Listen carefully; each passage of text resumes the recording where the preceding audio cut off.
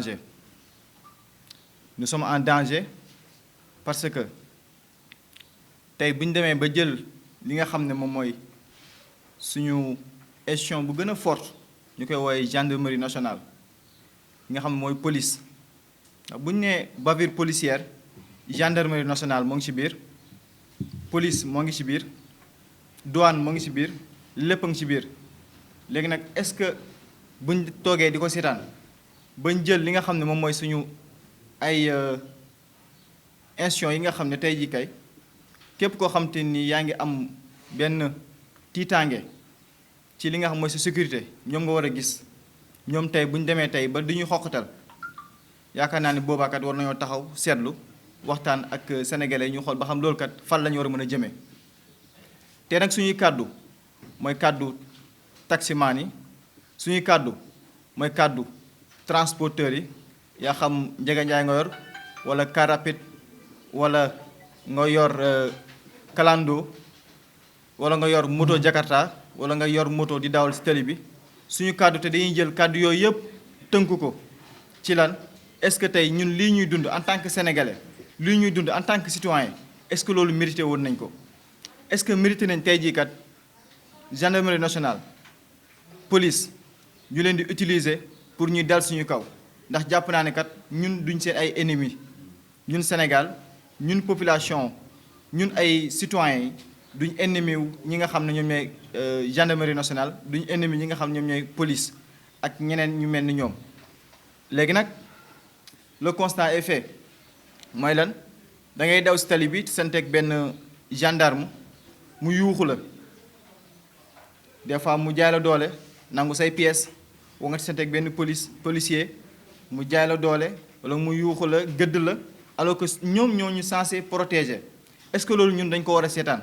est-ce que loolu dafa nekk loo xam te ni moom moo nekk li nga xam mooy jaar yoon. raison pour laquelle ñun ñi nga xam ne ñoo ngi ñuy woowee ay activistes ñu taxaw tey vraiment pour ñaawlu loolu yamuñu rek ci ñaawlu ko mais dañ leen xamal lan moo war a am ci suñu réew bi nga xam ne tey ñun ñi fi nekk dañ leen fal pour lan ñu garantir li nga xam mooy suñu sécurité. gis nañ gendarmerie dem fële ci Ndingler dem noot population Ndingler yi ndax lan intérêt benn privé muy waa Sedima bu Babacar Ngom amuñu benn problème nag ak gendarmerie on les respecte beaucoup amuñu benn problème ak li nga xam mooy suñu institution yi nga xam ne ay hommes de tenue lañ mooy gendarmerie di police di douane amuñu ñoom benn problème waaye tey bu ñu demee ba ñoom ñu bëgg ñoo teg fitna bu boobaa dinañ taxaw kat ne leen kat vraiment fitna gii nga xam ne yeneen ñu koy teg donc du dëgg du yoon. tey jii tey yaakaar naa ne tey bu ñu demee ba suñu état du Sénégal di utiliser li nga xam ne mooy suñu ay forces de défense contre population Sénégal di protéger ay intérêts privés là bu boobaa mën nañ ne kat qu'est-ce qui se passe dans ce pays est-ce que nous ne sommes pas étrangers chez nous loolu moo waral tey ñu woo leen fii tey pour waxtaan ak yéen wax leen ni ñun lan lañ fi nekkee mooy lan wax sénégalais yi dëgg lan lañ fi nekkee mooy lan fexe lu tout possible lu jaarul yoon ñun lii kat jaarul yoon lii moo fi war jaar yoon. encore une fois ndax ñun yaakaar naa ne sénégalais yi laaj ñu leen seen kàddu laaj ñu leen seen baat pour ñu fal ñu wala ñu def ñu leneen mais lan lañ fi nekkee mooy lan di défendre intérêt population bi. défendre intérêt population bi nag ñun bu ñu taxee jóg yaakaar naa ne am na loo xam te ni ñoom ñi nga xam ne ñoom ñooy les hommes de tenue ñoom ñoo ñu war a censé protéger ndaxte da ngay gis benn homme de tenue mu ne la wala benn gendarme mu ne la ñun lan mooy suñu liggéey même surtout les élèves gendarmes lan mooy suñu liggéey ñu ne ñun ay maintien de l'ordre lañ. non mais attends maintien de l'ordre loolu moo nekk seen dernier rôle seen premier rôle lan la mooy c'est de garantir notre sécurité ndax fu ñu waxee maintenir l'ordre rek ça veut dire que ordre amu fa. donc ñun mënuñu nekk ñoom mënuñu nekk fii nga xam ne donc dañoo war a garantir suñu sécurité jël ko teg ne leen naan dañuy maintenir ordre ban ordre la ñuy maintenir tey jii tey da ngay gis benn population benn privé jógee fële bëgg leen a jaay doole bëgg a nangu seen suuf léegi ñu état du Sénégal woo ñi nga xam ne ñoom ñooy homme de tenue yi pour ñu ñëw dal ci kaw population bi est-ce que loolu boo kañ tey jii tey Ndingler la démb Ndingler la tey ñi nga ñoo ngi tudd Tobène ginnaaw suba kan moo ci war a topp kan moo ci war a topp est-ce que loolu dañoo war a toog ñun ñëpp di ko seetaan raison pour laquelle ñun ñu engagé wu vraiment pour féetewoo ci nga xam ne moom mooy population bi te yaakaar naa ne tamit suñu féetee foofu la homme de tenue yi waroon di féete waruñu nangu benn yoon ñu leen di utiliser waruñu nangu benn yoon ñu leen di jël di leen def ay bras pour que ñuy sànq ñi nga xam mooy population bi ndax population bi ñoom ñoo leen di fay ñoom ñoo leen di seen impôt ci la ñuy dund donc raison pour laquelle ñu ne kat carrément il faut que là ça s'arrête il faut que lii mu jeex fi tey ñu décrier ko bu ko defee opinion nationale et internationale ñëpp xam ne carrément Sénégal kat li fi am du dëgg du yoon parce que mënuñu jël li nga xam mooy suñu ay sécurité ay forces de l'ordre di ko jël di leen di bunduxatal askan wi. loolu nag moo tax ñu dugg ci li nga xam moom mooy gendarme bi nga xam ne dañu ko bëgg a jël transformer ko en une institution privée. pourquoi mooy dañu ko bëgg a transformer en une institution privée tey jii tey dem leen ngeen xool ci dëkk bi ba may jógee Tivaouane di ñëw fii ci Dakar péage bi laa jaar ba ma jaaree ci péage bi foo romb yaa ngi fay gis benn poste de police poste gendarme maanaam dañoo jël suñu gendarmerie di garder sécurité ñi nga xam ne ñoom ñooy étranger yi tey ICS bu amee problème ak Tobène gendarmerie nationale ñoom la ñuy woo wala ñuy woo police tey benn institution privée bu fi mënti nekk wala bépp privé bu fi mënti nekk soo ñëwee Sénégal nga am jafe-jafe ak population bi ñan ngay woo mooy lan suñu ay force de police pour mu dal ci kaw population bi est-ce que loolu noonu moom moo war a nekk procédure lu yoon parce que yaakaar naa ne kat mbir mi dañ koo dëpp ndax tey jii tey ñoom bu ñu ñëwee investir suñu dëkk ñu jël suñu alal jox leen jël suñu lépp jox leen am na yaakaar naa deselu leen dara entreprise yu nekk Sénégal sénégalais yi deselu leen dara ndaxte péage bi sénégalais yi ñoo koy fay soo demee ICS fu mu xal la logé ci département de Tivaouane tey jii ICS googu nekk département de Tivaouane benn wagon bu fa romb rek wagon bu nekk moo ngi génne 45 millions de francs CFA 45 millions yooyu muy génn ñaata wagon bi si nekk dina def au minimum 20 train bu nekk dina def au minimum 20 wagons imagine toi alal jooju yëpp feeñu si dëkk boobu nga xam ne moom mooy si département de Tivaouane tey jii tey amaana loolu xew fële si Beyrouth mën na xew mar day taali Tivaouane ndax lan ndaxte yaakaar naa ne benn bi si wagon yooyu bi si explosé Tivaouane kenn du des ndax ñun daanaka département bi réunion léegi nag fii ñëwuma fi pour di leen wax di expliquer ay problème mu Tivaouane mais gaa Tivaouane si Sénégal la bokk man Tivaouane laa jógee donc suñu fierté la waaye tamit dama leen bëgg a xamal li nga xam ne moom la situation sénégalais yi di dund li nga xam mooy privé bi par ñu bëgg a jël li nga xam mooy suñu ay force de l'ordre bëgg leen a teg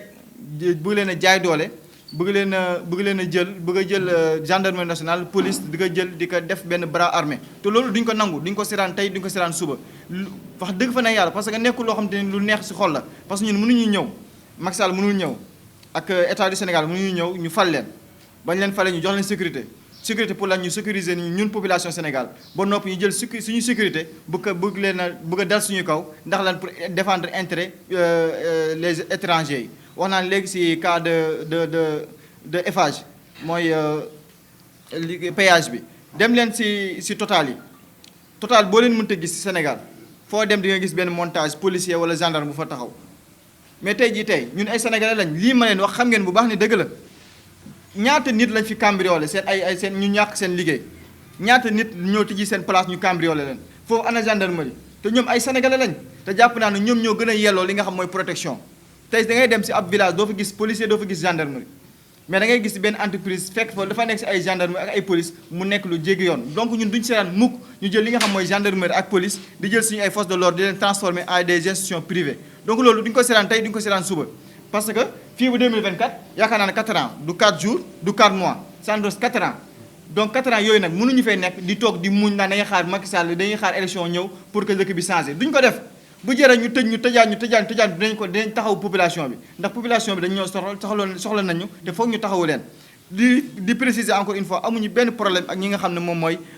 gendarmerie nationale ak les forces de l'ordre ndax ñoom ñoo war a garantir suñu ay sécurité bu ñu nee ba garantiruñu ko nag foog ñu taxaw ñoom ne leen carrément yéen kat li nga xam mooy seen rôle lan moo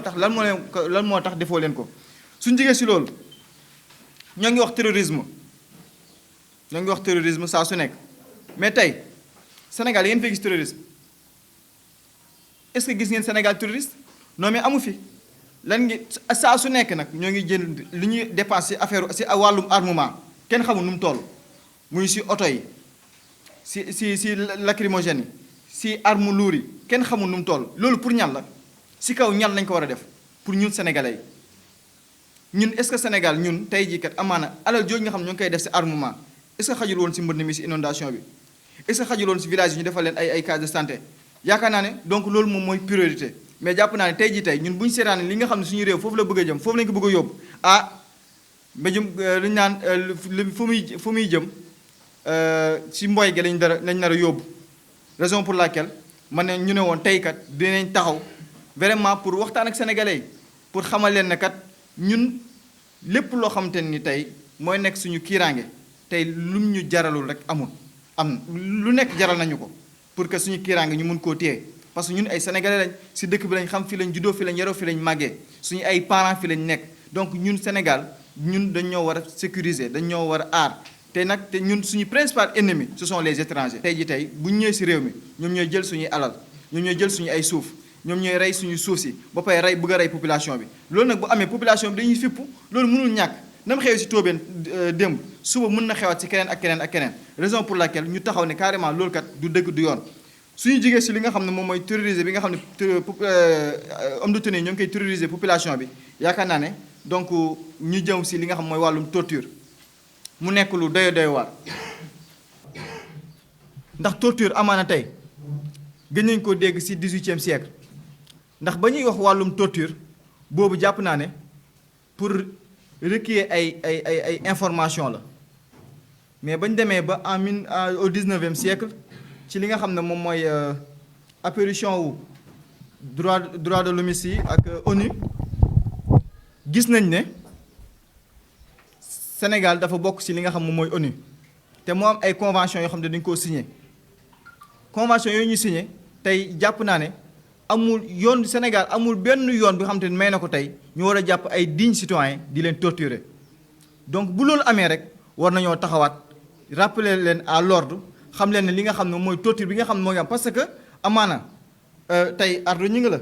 mais suba kan moo si war a topp te le cas de torture ça dépasse notre personne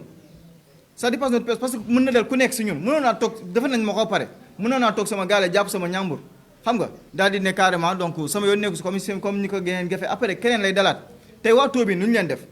dugg seen biir kër yi maa ngi wax sànq si wàllum terrorisation bi dugg seen biir kër yi jàpp seen jàpp ndaw ñi jigéen ñi paa yi ñëpp lañ jàpp leen torturer leen torture yi foofu la njëkk a démarré ñu jàpp leen teg leen lu métti bañ leen jàppee métti leen ba noppi jël leen yóbbu leen commissaire de gendarmerie bu Tivaouane ak gendarmerie bu Mboro ñu war leen a déféré ñoo ngi leen jàpp le 12 ñoo leen déféré le 14 ba ñu waree déféré le 14 bisu le 14 boobu ci lañ ma jàpp ñu le colonel Cheikh Sarr moom moo jiite li nga xam mooy opération bu amoon lépp ci li nga jëm li jëm si fële ci Tóobén colonel Cheikh Sarr boobu tey moom la sénégalais yi amul affaire ndax jàpp naa ne bu jàppee ab sénégalais torturé ko donc sénégalais yépp la war a amal affaire te nag donc xeex yi bëri na trop mais dama jàpp ne xeex bii moo gën a légitime bépp xeex bu am ndax tey jii tey yow mënoo di mën a ay combat ñoo ngi mën a ay combat bu nekk mon frère Abdou Karim du ma bàyyi ma fen ak Clédor combat bu nekk combat citoyen bu nekk ñoo ngi koy mëne mais tey suñu demee ba yow amoo kiiraange yow mi nga xam ne yaa ngi war a taxaw askan wi soo demee ba yow soo mënee ay combat di xeex yow sa sécurité garantiroo ko est-ce que combat yooyu ngay mëne ça vaut la peine est-ce que du risque sax te tey jii tey ñoom ñoo ñu waroon a garantir ne carrément yéen kat da ngeen fi nekkal askan wi te ñun askan wi ñoo ñuy fay donc yéen ñun ñoo war a garantir seen sécurité mais defuñu ko lan lañ def di jël di ñu dóor di ñu torturer di ñu malmener di ñu intimider saa su nekk donc te loolu dafa war a doy loolu dafa war a nekk loo xamante ni donc dafa war a doy sëkk si réew mi donc moo leen koy bamtuwaat mes camarades nous sommes en danger là où sénégalais yi tey jii tey bu ñu déggee ñooy seen doom dañ ko jàpp torturer ko lu gën a garaaw mooy ñu jël ko bu kookale motif jël yàmbaa dugal si poosam bu amuloon du ma ko wax parce que ba fii may wax ak yéen ba si conférence de presse bii may wax ak yéen je suis en sursis ñii may wax ak yéen bu fekkee ne li may wax du dëgg Cheikh Sarr maa ngi koy woo mu porté ma plainte pour diffamation na ma porté plainte pour diffamation def ma citation directe ndax lii may wax ni dëgg ju wér péng la di ko seedeel population yépp nag population Sénégal yépp ñoo ngi leen koy seedeel ne leen xam ne carrément Ardo Gningue pare na pour ànd ak Cheikh Sarr Cheikh Sarr yóbbu ko ci yoon pour diffamation ndax tey loolu noonu bu amuloon du ma ko wax ndax gendarmerie bu Tivaouane nekk na ay locaux yu luxe yoo xam te ne soo fa demee di nga fekk ay caméra de surveillance tey jii tey ba loolu amee ba ma ko relayé ci presse ba pare gis nañu réaction wu gendarmerie nationale yóbbu nañ seen porte-parole ki nga wax mooy colonel Pape Diouf mu dem pour défendre ki nga xam ne pour décharger Cheikh Sarr jël ma chargé ma ba loolu amee donc man li ma waroon def mooy le commandant Mbeng au passage maa ngi koy saluer ndaxte vraiment moo ngi ci liggéeyam moo ngi def liggéeyam mu convoqué ma à 10h ñu yóbbu seen porte-parole à 7h30 ñoom ñu convoqué ma à 10h ba ñu ma convoqué à 10h ñu def ma enquête administrative ba ñu ma defee enquête administrative c'était le 31 août le lundi mercredi bii passé le 9 septembre daf ma woo le lundi le dimanche la ma woo dimanche ou bien samedi la ma woo ne ma dañoo war a def reconstitution des faits lu garaaw laa leen wax reconstitution des faits dafa am loo xam ne juguñu ñun ñi ñëpp juguñu kenn si ñun ndax bu ñu demee ba naan reconstitution des faits c'est parce que faits yi ni mu amee woon noonu lañ ko war a tegaatee sur la table le commandant Meng jugee Dakar man mu jugee Dakar ñu dem ba Tivaouane xoolal boobu manque de respect lu ñu njëkk a def lan la dañoo jël li nga xam ne moom mooy salle bi ñu ma doon torturer salle bi ñu ma doon torturer mu nekkoon salle de réunion table bi nii la meloon ci table bi mel nii si lañ ma tëraloon doon ma torturer bañ demee dañoo jël salle bi transformé ko en bureau xool leen boobu comédie show dañoo jël salle de réunion bi transformé ko en bureau loolu lan lañ ko mën a tuddee destruction des preuves te yem mu foofu laa tàmbalee te ba ma demee nee naa leen caméra de surveillance yi exploité leen ko parce que man lii may wax ragalu ma ko tey ragalu ma ko suba te il faut que justice soit faite ñun leen lañ fi nekkee mooy leen réclamer la radiation du colonel Cheikh Sarr parce que tout c'est trop ñun mënuñu yoon mënul nekk di def liggéeyam ñoom ñu ne dañuy def seen enquête donc ku ko dégg dina xam ne carrément lii teeyul xel parce que gendarmerie bu fekkee day enquête sur la gendarmerie donc loolu dafay nekk loo xam ne du day tey xel loolu bu xasee ba am nag ñoom ñu ñëw bëgg a def seen liggéey nu mu waree lu ko mën naa mee ngi jugee section recherche bu Tivaouane bu Dakar ñëw ba Tivaouane pour def si reconstitution des faits yi li ñu njëkk a modifié mooy lan salle bi ñu ma doon torturer lañ jël def ko bureau di fa recevoir ay nit di leen entendre loolu de un manque de respect am na foofu noonu te kan mooy responsable moom mooy le chef Ba l'adjudant chef Ba moom mooy responsable je pèse bien mes mots parce que li may wax ragaluma ko su ma ko ragaloon tey du ma woo médias yi di wax ak sénégalais yi l'adjudant chef Ba moom moo ma doon auditionné ba may auditionné si carnet de déclaration parce que soo demee gendarmerie ak police seen différence foofu la nekkee police dañ lay auditionné ci li nga xam ne moom mooy seen ordinateur ngay wax ñuy tàppe soo paree ñu ne liiral soo liiree pare ñu génn ñu tiire ko mais fekkee gendarmerie dañuy am li nga xam ne mooy carnet de déclaration si carnet de déclaration boobu si lañ ma doon auditionné fekk bañ ma torturé ba pare colonel Cheikh Sarr dafa jox ordre ki nga xam mooy adjudant chef Ba maa ngi taxaw le colonel Cheikh Sarr jox ordre chef Ba ne ko auditionné ko si yamba bi mu ne ko auditionné ko si li nga xam ne moom mooy yamba bi en fait man bëgguma sax di wax loo xam du dëgg wala may wax parce que li may waxee ni soo ma dégg nga xam ne carrément ado li may wax nii kat ay fee la yu mu fekkee te yu mu dund la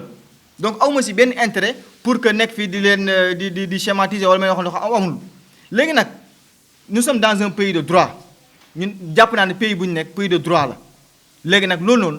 c'est à la justice de le prouver léegi ñun lu ñu mën mooy lan fexe tout possible ba képp koo xam ne yow ñoo ngi teg injustice sa kaw yow nga relayer ko yow nga dénoncer ko léegi bu ñu tegee injustice lan la ñu war a def dañoo war a toog pour métitlu ko wala ñu naan non parce que ñun ñoo engagé wu pour xeex injustice dégg bu ñu tegee injustice dañ ko war a toog dañoo war a toog gérer ko mais non il faut qu'on arrête léegi nag bañ demee sur reconstitution des faits bi ba jëlee jàmbaab di ko sama poste dafa jox ordre chef Ba ne ko kii laa bëgg nga auditionné ko si yamba bi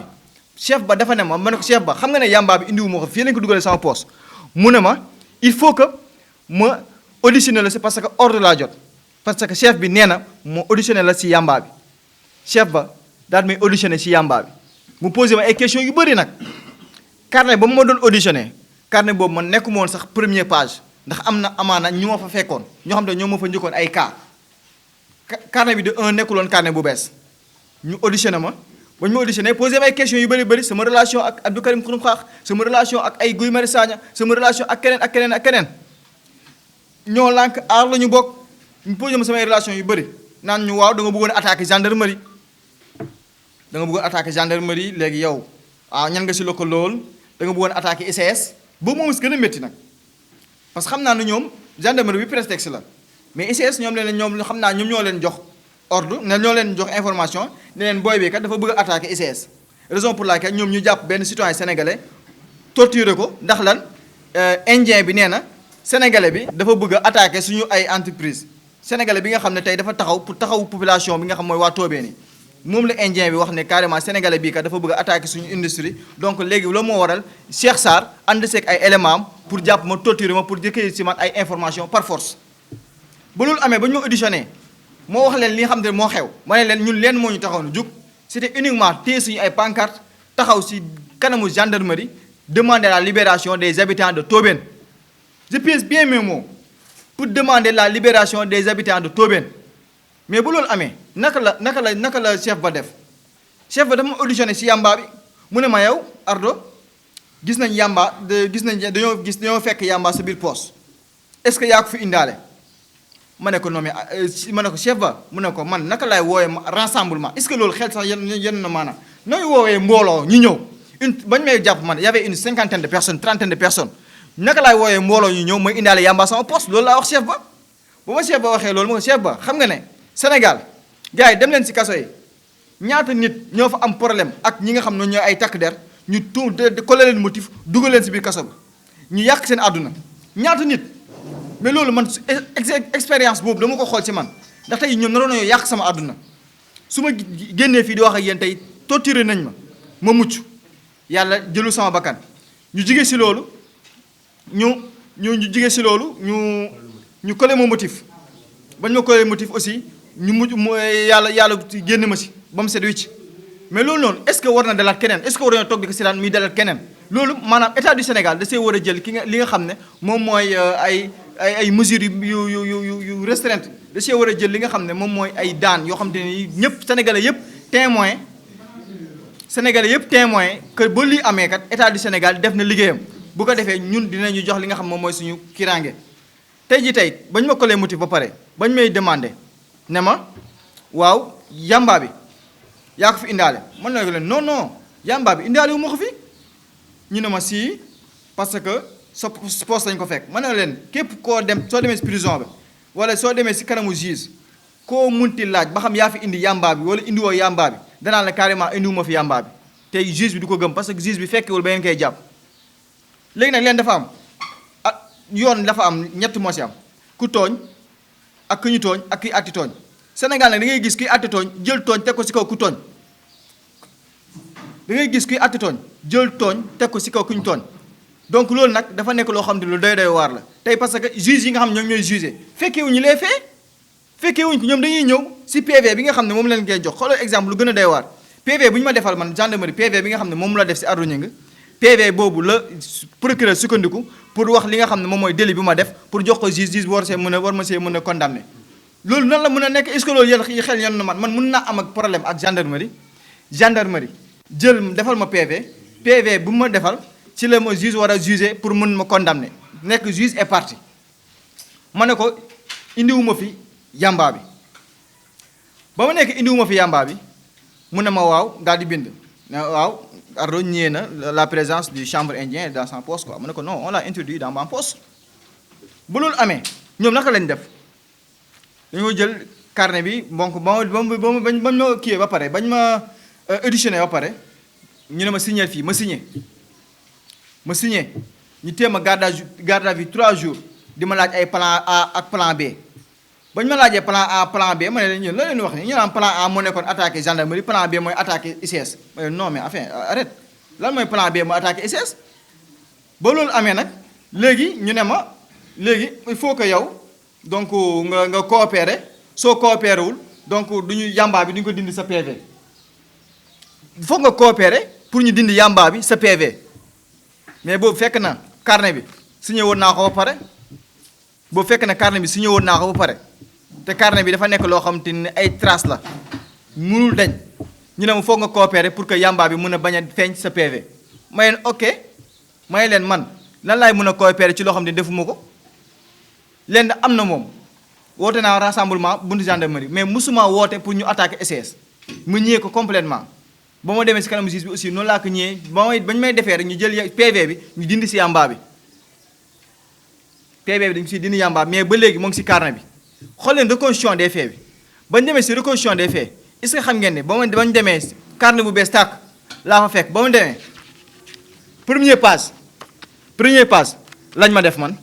carnet bu bees de def ma premier page la nekk si PV bi ñu récupérer waat ko si carnet bi la nekkoon si carnet bi initial bi ñu jël ko xamoon nu ñu ko def ñu sàkkal ko pexe jël sama signature falsifié ko sama signature bi nga xam ne moom laa signé si PV bi ñu si carnet bi ñu jël ko falsifié ko est-ce que ñun ñii citoyens yi ñun est-ce que ku si falsifié signature dina la jig mais bu ñu demee ba gendarmerie nationale adjudant chef ba si carnet adjudant chef ba ñu jël di falsifier sama signature là y a problème ba pare ñu ne duñ ko wax léegi li nga xam ne moom mooy xew ñaata nit lañ fi defeere ñaata nit ñoom lañ fi dóor ba ñuy génn àdduna tey ñu ñàkk seen bakkan si affaire torture ñoo la ñu dem yóbbu leen prison koy leen motif si affaire yamba ndax lan man Ardo wala Abdou Karim gendarme la am na problème ak Kélédor donc mu jël yamba dugal ko si poosam bu demee léegi après ñu jàpp ko si yamba boobu jugé ko si dem defeere ko ñaata nit loolu moo ñaata yoon est-ce que loolu ba kañ mais cette banditisme là loolu noonu jig na Sénégalais ñun mais warutu jig li nga xam moom mooy gendarmerie nationale loolu bu fekkee dafa am si gendarmerie nationale ñun fan lañ jëm est-ce que nous sommes sécurisés mais en fait il faut que ñu waxante dëgg si Sénégal il faut que ñu tey dafa jot sëkk ñu waxante dëgg mooy lan mooy que li nga xam ne moo xew si suñu réew du dëgg du yoon te tey ab réew njub moo koy gérer njub moo koy defar mais jubadi mënul defar ab réew mënuñu gérer suñu réew si jubadi donc loolu c'est impossible encore une fois donc il faut que ñu veiller si bu baax a baax te on ne joue pas avec l'injustice parce que injustice bi nga xam ne def nga xool la personne de Ardo Gningue ça dépasse ma personne comme ni ma koy faral di waxee mais on ne joue pas avec l'injustice ndaxte tey dëkk bu tàkk guerre boo gis injustice moo koy indi parce que le Sénégalais bi ngay teg injustice ay yaayam fi lañ nekk ay ndijaayam fi lañ nekk ay frèram fi lañ nekk ñëpp fi lañ nekk encore une fois on ne joue pas avec l'injustice léegi nag am na loo am mooy on a falsifié ma signature sama signature dañu ko falsifié l'adjudant chef ba moom mooy responsable parce que moom mooy borom carnet bi soo fa dee da nga cay fekk l'adjudant chef ba le colonel Cheikh Sarr m'a torturé léegi nag on exige la radiation du colonel Cheikh Sarr et que justice soit faite parce que lii warul nekk loo xam ne dañ koy bàyyi noonu mu sedd tey ba ma demee si prison ba fekk naa fa waa Beyti Gueye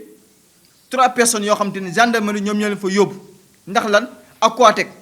benn entreprise boo xam te ne dafa nekk si biir dëkk ba jaay leen doole jël seen ay doom tëj leen si biir kaso bi te kenn yëg ko mais ñoom ba ñu ma fekkee si biir kaso bi la leen wax nii lan ngeen fi def ñoo noonu dañu doon xeex suñu population parce que Aquatec dafa nangu suñu kii bi suñu forage bi léegi ñun ñoo taxawoon doon leen ko xeex ñun lañ jàpp ñu tëj ñu attends léegi loolu laa ne bëgg a expliquer à chaque fois les choses se répètent da ngay fekk ab benn privé ñëw si dal si benn population ñu woo benn gendarmerie nationale bu ko transformer en privé jël ko pour dal si ko population bi loolu ba kañ léegi nag ñun moom nous sommes toujours là tant que yàlla mu ngi ñemee suñu liberté ak suñu vie nous sommes là et on va défendre la population duñ ci amuñu si xàjj ak seen